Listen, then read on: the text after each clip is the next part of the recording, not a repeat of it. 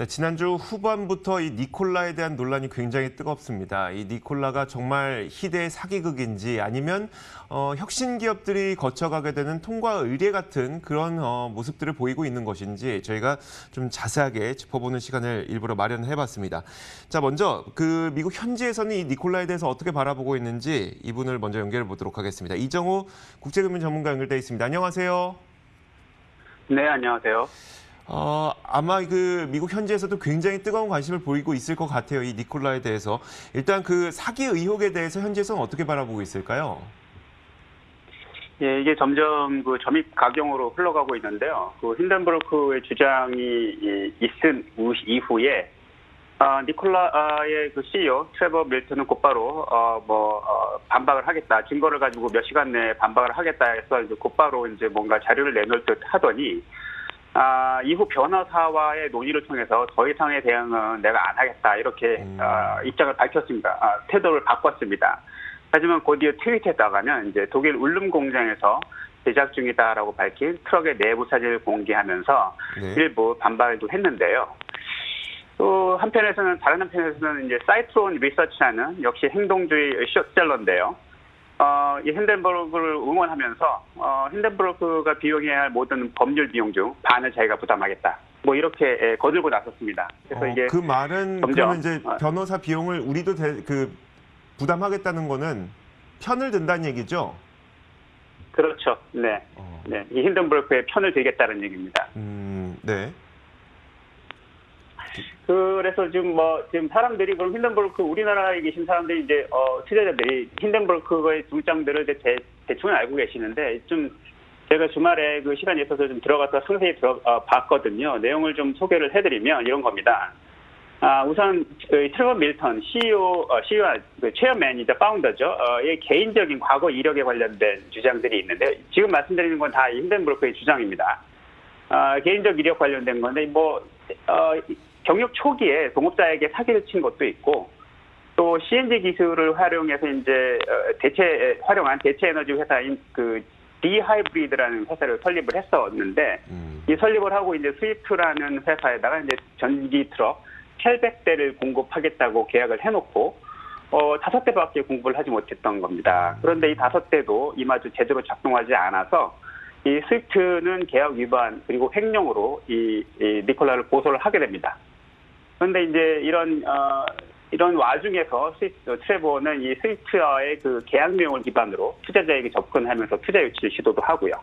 또 이 디하이브리드라는 이 회사의 CTO라고 소개한 기술자는 또 있지도 않은 가짜이고요. 또 이런 허구에 기반해서 이런 디하이브리드를 좀 매각을 시도한 바도 있고요. 그런데 결정적으로 이제 스위프트와의 법적 분쟁 중에 이 디하이브리드 시스템, 즉 디하이브리드와는 별도로 디하이브리드 시스템이라는 이 유사한 법인을 차린 다음에 이 회사가 마치 과거 수년 동안 사업을 해온 것처럼 속여서 결국에는 잘 이렇게 해서 나중에 월스팅턴이라는 회사에다가 이 디하이브리드 시스템을 매각하는 데 성공합니다. 근데 내부 직원의 고발에 따르면 심각한 그 기술적 이슈를 가지고 감추고 매각을 했고요. 따라서 월싱턴은 사후에 디하이브리드의 자산 가치를 상당 부분 생각할 수밖에 없었다는 이런 주장입니다. 이 개인적인 과거, 개인적으로 이 사람이 개인적으로도 좀 사기꾼 기질이 농후했다 이런 얘기고요. 그 수소 트럭 관련돼서는 이제 2016년에 배출가스 제로인 수소 연료 전지 기술을 개발했다고 광고를 했고 또 그런 연료 전지에 기반한 트럭 니콜라 1 모델을 공개를 했었죠. 그런데 실제로 그런 기술이 없었고 트랙은 운행 불가능한 상태였다. 이런 주장입니다. 이런 문제가 제기되자 트레버는 완전히 동작 가능하다라고 반박을 했는데 어쨌든 이 행사로 파트너사와 투자자들의 관심을 끄는 데 성공한 다음에 이 니콜라 1의 개발은 거기서 중단되었었죠. 그런데 지금 지난 시간에도 제가 말씀드린 바와 같이 2018년에 그 운행 동영상을 조작을 해서 즉 이제 평지에서 달리는 것처럼 보이지만 사실 이제 그 언덕 위에서 굴린 차를 평지에서 달리는 것처럼 조작을 한 그 동영상을 공개해서 이게 이제 실제로 운영 가능한 것처럼 뭐 이렇게 사람들을 속였다 그런 주장입니다. 네, 뭐 이런 주장들이 계속 나오고 네네. 있고 또 이제 과거의 이 인물, 그러니까 CEO의 인물이 과거 이력이 이렇게 속인 경험이 있기 때문에 지금 이 기업도 잘 못 믿겠다는 어떤 불신에 이런 것들이 많이 나오고 있는 것 같은데요. 결국 그럼에도 불구하고 이제 시장을 상장은 한 것 아니겠습니까? 그러니까 시장 상장했을 때는 또 여러 가지 절차와 규정이 있었기 때문에 어떻게 시장에 그러면 이걸 통과하게 된 걸까요? 이 니콜라는 상장을 했는데 이게 전통적인 방식으로 이제 그 IPO를 한 건 아니고요. 그 스펙이라고 하는 요즘에 이제 미국에서 이제 크게 인기를 끌고 있는데 스펙은 뭐냐면 그 Special Purpose Acquisition Company의 준말입니다. 그러니까 특수 목적 회사인데 그 인수를 위한 다른 회사 인수를 위한 특수 목적 회사죠. 이게 요새 인기인데 뭐냐면 이게 일단 스펙이라는 그 특수 목적 인수 회사가 먼저 상장을 합니다. 이 상장을 한 다음에 이 회사는 다른 회사를 인수하는 게 목표예요. 그래서 스펙이 먼저 자기가 상장을 한 다음에 그 상장에 따른 조달 금액을 가지고 투자 대상을 선정해서 그 회사를 이제 인수를 하는데 이게 리버스 M&A 방식으로 인수를 합니다. 그래서 이 피인수되는 회사의 그 회사명이 나중에 그 상장된 이후 그 인수된 이후에 회사명이 되는 거죠. 그래서 이제 피인수되는 기업은 일반적으로 그 IPO를 하면서 거쳐야 하는 모든 검증의 절차들 다 건너뛸 수 있습니다. 거의 건너뛸 수 있습니다. 그러니까 대개는 IPO를 하면서 그 언더라이트를 하는 그 IB들이 인베스트먼트 뱅크들이 철저하게 미래의 수익을 다 그 검증을 하고 그에 따라서 적절하게 밸류에이션을 해서 주가를 산정을 하죠. 그 다음에 이제 로드쇼를 하면서 여러 투자자들에게 그 밸류에이션에 대해서 피칭을 하고 검증을 받는 그런 복잡하고도 이제 뭐 긴 절차를 거치게 되는데 이 스펙을 통해서 상장을 하면 그런 절차를 다 건너뛰게 되죠. 그냥 그 스펙 그 회사가 자체적으로 실시한 그 실사와 밸류에이션에 근거해서 일단 상장을 하고 그다음에 이제 그 시장에서 주식 시장에서 그 회사의 그 주가를 통해서 그 회사의 가치가 정해지는 방식이거든요. 그래서 과정은 상대적으로 우리가 간단하고 그렇다 치더라도 상장 과정이야 그 스펙 상장은 원래 있는 어떤 절차 가운데 하나잖아요. 과정은 그렇다 치더라도 그 GM과의 합병건에 대해서는 GM이 그러면 이제 니콜라에 대해서 여러 가지 다 이게 내부 문건이나 어떤 회계 장부나 이런 걸 다 봤을 텐데 GM이 왜 그럼 여기에다 돈을 넣느냐에 대한 그런 궁금증도 있거든요. 여기에 대해서 현지에서 어떤 반응 나오고 있어요? 그렇습니다. 그럼 왜 GM은 몰랐을까? 왜 GM은 니콜라와 합작을 했을까? 이런 질문들 여기서도 많이 나오고 있죠. 그 배경을 좀 살펴보면 이런 게 있습니다. GM은 그간 그 주주들한테 그 낮은 밸류에이션에 대한 압박을 많이 받아왔습니다. 특히 이제 테슬라 같은 그 전기차 이런 기업들이 시장에서 붐을 일으키면서 이 압박이 더욱더 심해졌죠.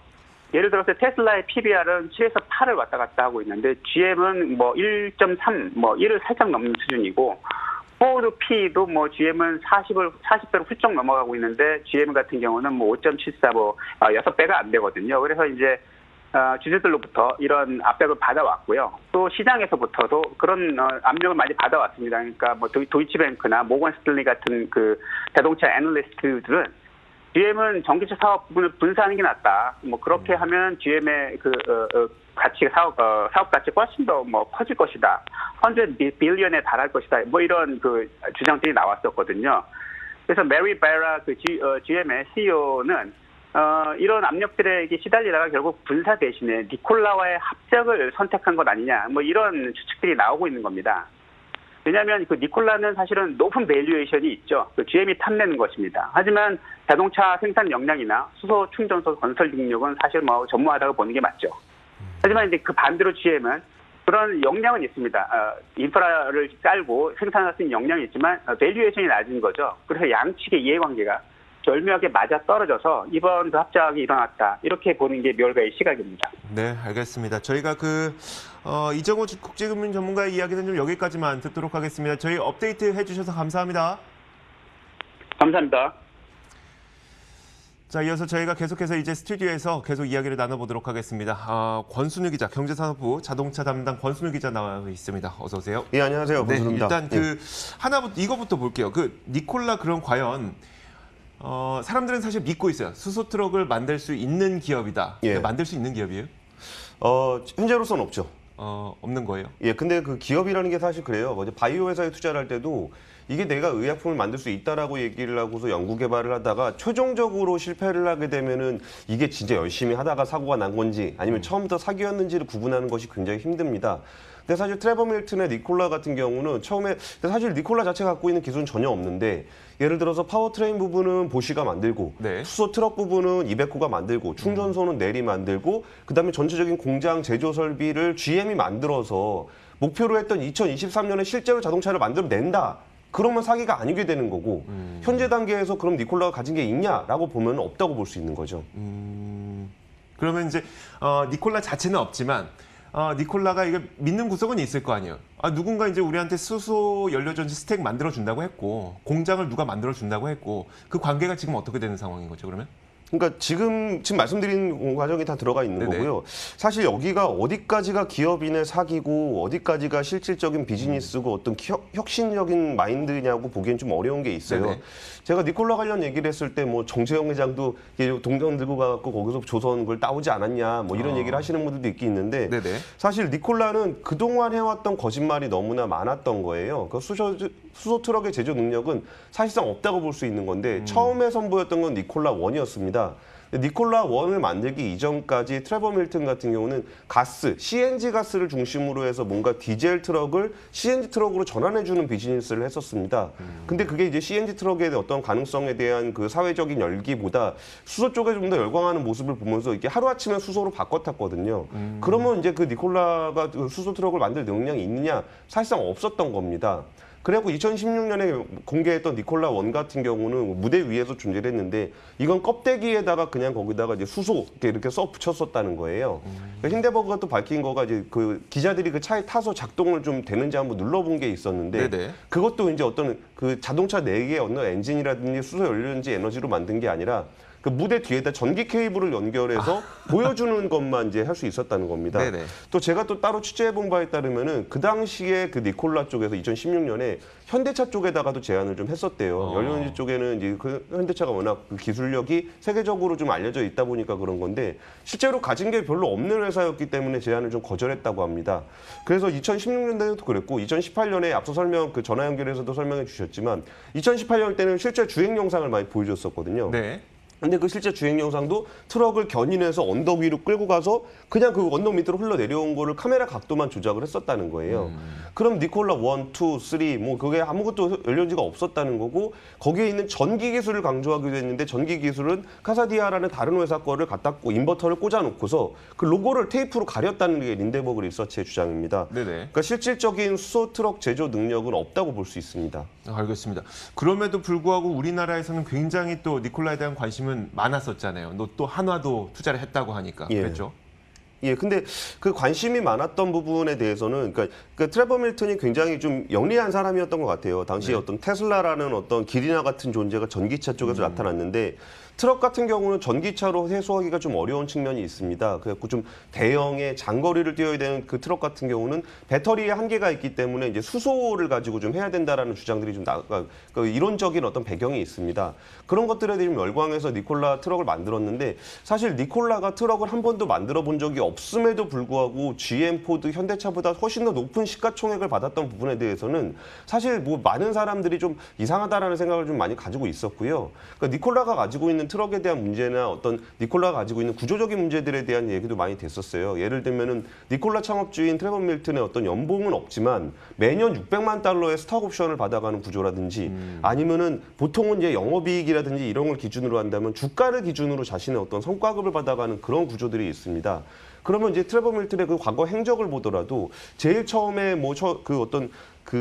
H 하이브리드라는 어떤 회사, D 하이브리드라는 회사를 네네. 만들어서 하는 과정, 워딩턴한테 매각하는 과정, 이런 과정들에서 이렇게 수소의 냄새는 전혀 없었고요. 그리고 이제 그동안 어떤 비즈니스를 했었는지, 비즈니스 관계가 어떻게 종결이 됐는지를 살펴보면은 사실 그 제대로 그 엑시트를 한 경우가 없습니다. 오히려 그 어떤 사기에 의한 분쟁에 휘말리거나 이랬던 것들이 있어서 사실 그 수소 트럭이라는 어떤 그 모습 아니면 그 협력 업체들에 대한 것들 그리고 이제 어떤 그 테슬라라는 어떤 분위기에 취해서 니콜라에 대해서 좀 냉정하게 판단을 못했던 게 아닌가 싶습니다. 한편에서 바라보면은 이제 어쨌든 니콜라라고 하는 기업이 과거에 이 CEO 자체가 이런 전적이 있기 때문에 못 믿겠다라고 하는 그런 반응도 있는 반면에 또 한편에서는 GM이 투자를 했고 보쉬가 투자를 했고 수많은 그 글로벌 기업들이 투자를 했다면 사실 이 기업들이 바보가 아니잖아요. 그러면 이건 믿을 수 있는 거 아니냐라고 볼 수도 있을 것 같거든요. 그러니까 그 부분이 저도 되게 좀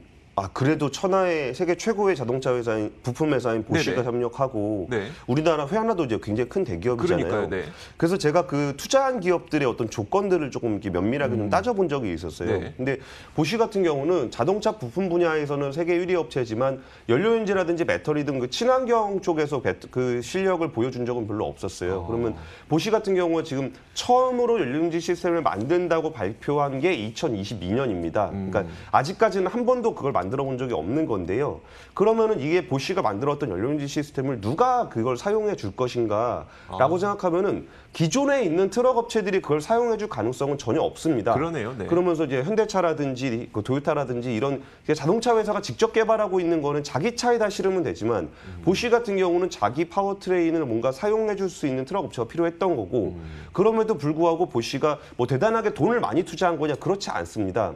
그러면 이제 수전의 설비, 그 충전소 설비를 만드는 넬 같은 경우도 한 2차 어떤 시리즈 B 투자에 한 4,400억 달러를 보쉬랑 같이 투자를 했는데 한 3천만 달러어치의 수전에 또 매출을 일으킨다는 계약을 또 했습니다. 그게 무슨 말이에요, 그게? 그러니까 자기가 투자금을 한 250억 넣었으면 네. 이미 매출로 300억을 빼갔다는 얘기죠. 그럼 이거 돈 넣은 거가 손해가 아니란 얘기네요. 그게 손해가 아닌 이미 거죠. 이득을 본 거네요. 예. 그러면 이제 GM 같은 경우도 와 2조 원을 투자했다 그러면 뭔가 믿음이 있을 거 아니냐라고 네네. 생각할 수 있겠지만 그러니까 GM이 실질적으로 현금으로 투자한 게 한 푼도 없습니다. 오히려 자기들이 가지고 있는데 사용하지 않고 있는 연료연지 기술이라든지 이런 부분들은 사실 뭐 이게 그거를 가만히 냅두면 아무 데도 안 쓰는 건데 니콜라에다가 이거를 쓸 수 있는 기술 접근권을 허용해 주는 거거든요. 그리고 얼티엄 배터리 같은 경우는 이제 배터리 자동차의 플랫폼인데 이거는 GM이 이제 많이 생산해서 판매를 할수록 이게 대량 생산에 의한 단가 하락의 어떤 요인이 됩니다. 그러니까 배저 트럭이 만들어지면 그 얼티엄 배터리 플랫폼을 자기들이 팔 수 있게끔 되는 겁니다. 그리고 이제 만약에 공장을 만들게 된다 그러면은 자기네 지금 생산 공장은 있는데 자동차 그 내연기관 자동차 판매량이 줄어들면 공장이 놀게 되거든요. 네. 그러면 니콜라가 자동차를 다 개발을 하게 되면은 이거를 위탁 생산을 통해서 또 매출을 일으킬 수 있는 구조가 됩니다. 그렇기 때문에 GM 입장에서 만약에 이게 제대로 되지 않는다면 물론 이렇게 좀 망신은 당할 수 있죠. 네. 뭐 사기를 당했다는 망신을 당할 수 있는데 실질적인 현금을 투자한 것도 아니고 잘 될 경우에는 자기들이 사용하고 있는 기술을 좀 더 다른 회사와 공유함으로써 이익은 볼 수 있지만 손실은 하방이 막혀 있는 그런 효과가 좀 또 됩니다. 그리고 이제 GM 같은 경우는 테슬라와 비교가 되면서 친환경 분야에 너무 좀 소극적인 거 아니야라는 비판을 주주들로부터 계속 받고 있는데요. 이게 그 전기차보다 훨씬 더 친환경적이다는 수소차 업체와 제휴를 맺으면서 우리도 친환경 쪽에 굉장히 공격적으로 하고 있다는 시그널을 보여줄 수도 있고요. 그리고 GM의 포트폴리오 자체가 트럭이 없습니다. 그런데 친환경 분야에서 트럭을 보여줄 수 있는 그 기회가 생긴다면 이것도 이제 주주들한테 평가받을 수 있는 부분들이 있는 겁니다. 어쨌든 그로 인해서 시장에 대한 시장의 평가는 니콜라와의 제휴를 통해서 GM의 주가가 8% 정도 오르는 모습을 보였거든요. 이런 걸 보면 그 GM 입장에서는 지금 단계에서 자기들은 크게 손해볼 거 없이 받을 수 있는 부분들을 받은 거고 그렇다고 해서 이제 사고가 나면은 뭐 특별히 문제될 건 없지만 나의 업사이드는 있다라는 네네. 측면에서 보고 있는데 안타까운 거는 이런 파트너들은 자기네들이 손해보지 않는 선에서 투자를 하고 있다는 게 면밀하게 보여요. 네. 근데 일반 개인 투자자들은 자기의 돈을 직접 투자하는 거기 때문에 니콜라가 실패할 경우에 어떤 타격을 직접 입을 수밖에 없다는 게 좀 안타까운 겁니다. 하나는 그런 어떤 입장인 거예요, 지금? 그러니까 한화 부분이 좀 애매해서 지금 제가 취재를 좀 하고 있는데 네네. 한화 같은 경우는 그 다른 회사들은 처음으로 연료연지 사업에 뛰어들면서 이거를 같이 실험해 본다는 거 차원에서 굉장히 좀 유의미한 작업일 수 있어요. 근데 네. 한화가 만들고 있는 태양광 제품 같은 경우는 이미 세계적으로 검증이 된 제품이고 그쵸. 이게 연료연지 시스템에 올라간다고 해서 특별히 더 많이 배울 게 있는 건 아닌 것으로 보입니다. 그리고 이제 그렇게 됐을 때 다른 회사들은 뭔가 기술 제휴라든지 이런 투자가 많이 이루어졌는데 제가 알고 있기로는 한화는 현금으로 1,200억이 들어갔거든요. 그래요? 네. 그러면은 이게 니콜라가 잘 될 경우에는 이 연료연지 시스템 관련해서 같이 실험을 해보고 이게 충전소를 만들 때 여기에 태양광 패널을 공급함으로써 이렇게 독점적인 수익을 얻을 수 있는 구조가 맞긴 한데 니콜라가 만약에 실패할 경우에 대한 대비책은 좀 미흡해 보입니다. 알겠습니다.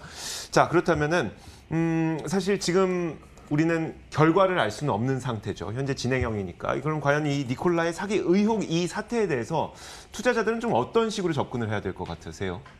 저는 일단 1차적으로 기술 기업을 바라볼 때에 대한 관점을 좀 말씀드리고 싶은데요. 그러니까 니콜라가 처음에 그 니콜라 1 수소 트럭을 내놨을 때 좀 세계적으로 관심을 받았던 거는 일회 충전 주행 거리가 한 1000km 이상 되고 뭐 마력이 1000마력 나온다 막 이렇게 했을 때 사람들이 굉장히 열광한 측면이 분명히 있습니다.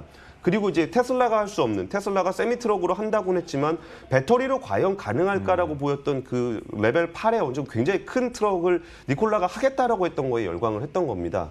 근데 우리가 명심해야 되는 거는 진짜 하늘 아래에서 뭔가 새로운 기술이 떨어지는 건 아닙니다. 현재 지금 기준으로 세계 최고의 수소 트럭을 만들 수 있는 회사는 도요타나 현대차 정도가 돼요. 그중에서도 양산형을 제일 먼저 선보인 거는 현대차가 거의 유일한데요. 현대차 수소 트럭은 1회 충전 주행 거리가 400km밖에 안 돼요. 그리고 이제 거기 들어간 연료인지 스택이 그 트럭용으로 만들어진 스택이 아니라 그 승용으로 만들어진 넥소의 스택 2개를 연결해서 하는 정도 수준입니다. 내구성은 한 5년 정도 되고요. 네. 이게 세계 최고의 수소 트럭의 레벨이 한 이 정도가 되는데 어디선가 혜성처럼 등장한 사람이 우리가 1000km 갈 수 있는 수소 트럭을 만든다고 했을 때 이건 당연히 한번 의심해 볼 만한 여지가 있다는 거고 이론적으로 가능하다는 것과 실제로 상용화가 가능하다는 것의 측면에서는 굉장히 좀 구분해서 생각할 필요가 있어요.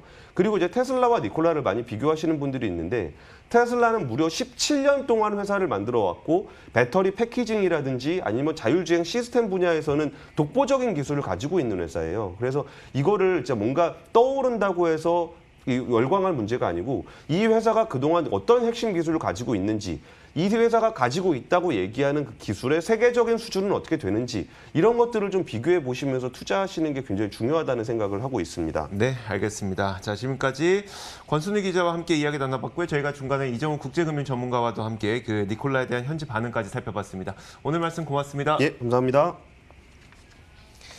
자, 굿모닝고 30 글로벌 1, 2부 모두 마치겠습니다. 이어지는 출발 마켓을 통해서는 국내 시장에 대한 대응 전략 잘 세우시길 바라겠습니다. 시청해주신 여러분 고맙습니다.